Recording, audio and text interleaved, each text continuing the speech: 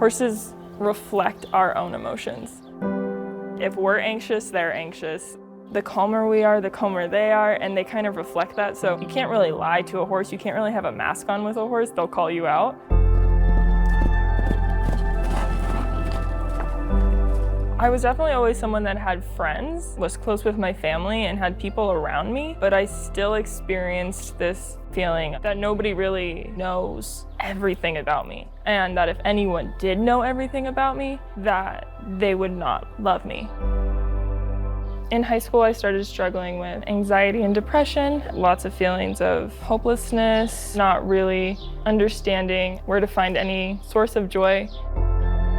When I went to college, my depression and anxiety definitely got worse.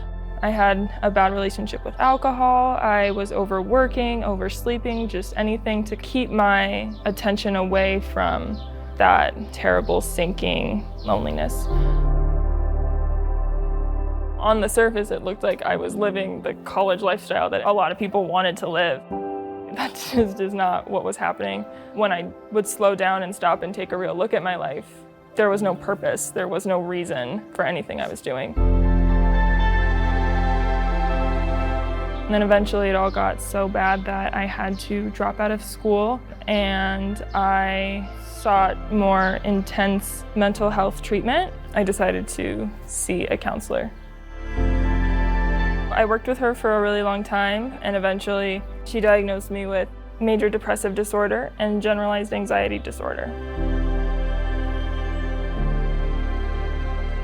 It made me feel a little more hopeless, honestly, because it was just how my brain worked, and no one could fix that. But even after going into very intense mental health care, I hit a point where it was as far as this, like secular therapy could take me. And so at that point, I decided that I was willing to give my faith a shot.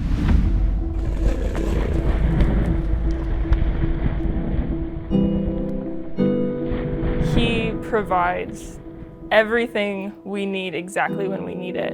And horses for me have been an outlet my whole life.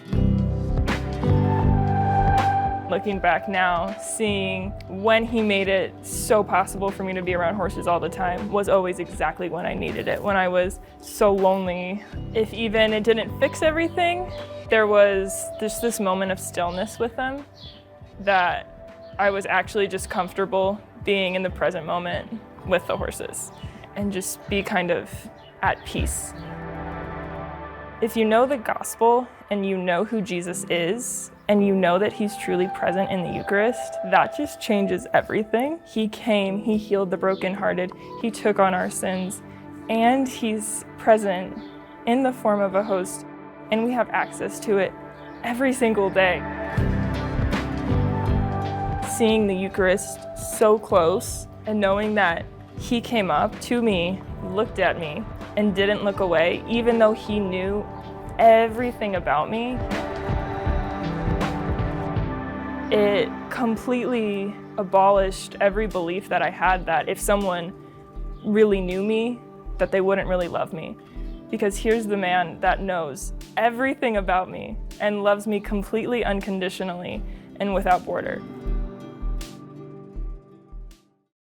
Sometimes we are so overwhelmed by how we feel that we believe the lie that others are also going to be overwhelmed by how we feel. That we want to distance ourselves from our unpleasant emotions, and we fear that other people are going to distance themselves from us if they really knew how we feel. But that's not true, especially not true with the Lord.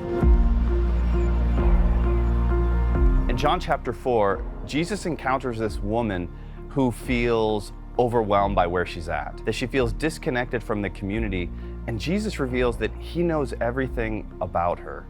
And he's not put off by that. She's not too much for him, but instead, he's drawn near to her, that he feels drawn to her. And he reveals, I know everything about you. And this experience isn't crushing for her, but instead it's liberating, that she sees in Jesus that she's known, that she's seen, and she's loved. And that love transforms her and actually propels her back into the community where she allows herself to be known by others.